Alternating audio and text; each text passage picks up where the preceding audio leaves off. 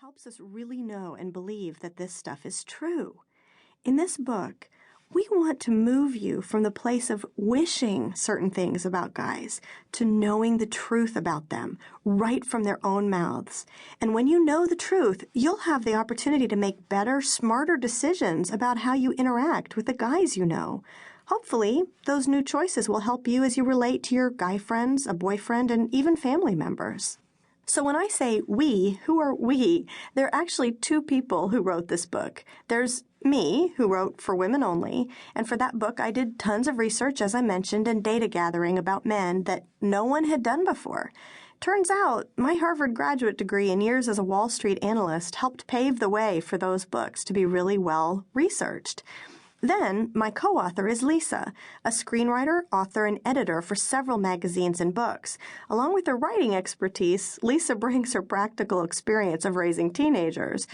My children are still very small, but her teenage daughters, Sarah and Hannah, have helped her tremendously, including rolling their eyes and editing out any hopelessly uncool things they read in the first draft. Neither of us is a counselor, so we've drawn on the expertise of counselors, youth workers, pastors, and others who work with and understand teens.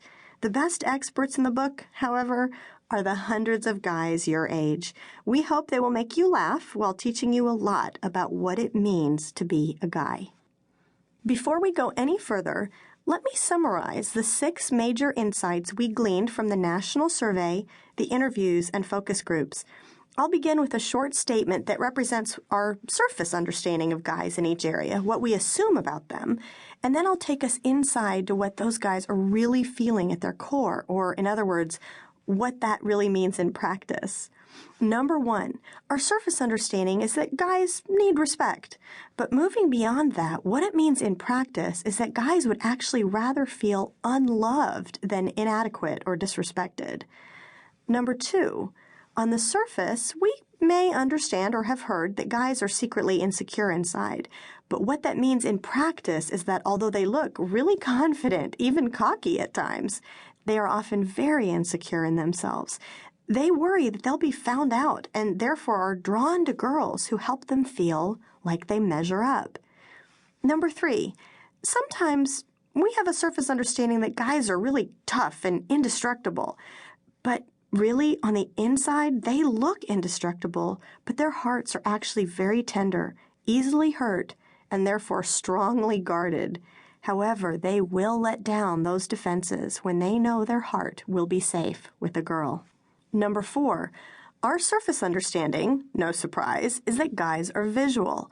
What that means in practice, though, is that even decent guys in great dating relationships struggle with the desire to visually linger on and fantasize about the female body, and much of that struggle depends on what a girl is wearing.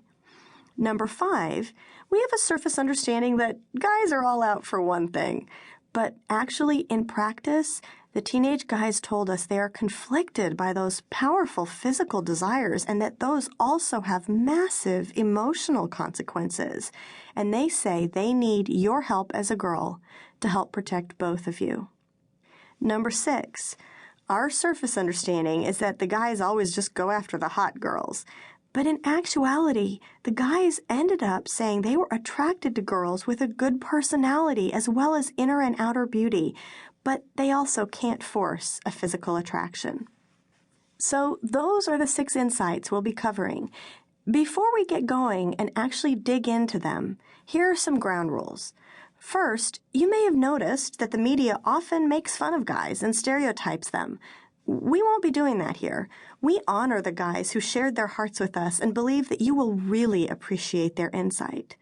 Second, this is not an equal treatment of male and female differences. We don't deal at all with how guys can or should relate to you. Yes, girls obviously also have needs, and many of the truths discussed in these pages may apply to you too.